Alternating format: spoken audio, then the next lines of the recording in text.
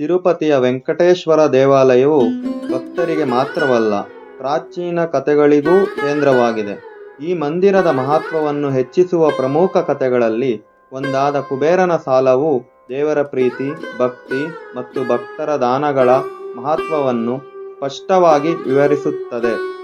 ಶ್ರೀ ವೆಂಕಟೇಶ್ವರ ಸ್ವಾಮಿಯ ಮದುವೆ ಮತ್ತು ಸಾಲ ಪುರಾಣದ ಪ್ರಕಾರ ಶ್ರೀನಿವಾಸ ಮತ್ತು ಪದ್ಮಾವತಿಯವರ ದಿವ್ಯ ಮದುವೆ ಭೂಮಿಯ ಮೇಲೆ ಅತ್ಯಂತ ದೊಡ್ಡ ವೈಭವದಿಂದ ಆಚರಿಸಲಾಯಿತು.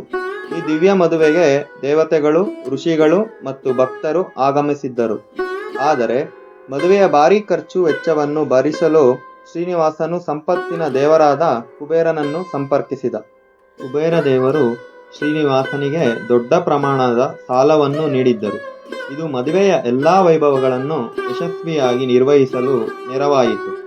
ಆದರೆ ಈ ಸಾಲವು ತೀರುವವರೆಗೆ ಶ್ರೀ ವೆಂಕಟೇಶ್ವರ ಸ್ವಾಮಿಯು ಭೂಮಿಯ ಮೇಲೆಯೇ ಉಳಿಯಲು ತೀರ್ಮಾನಿಸಿದ್ದರು.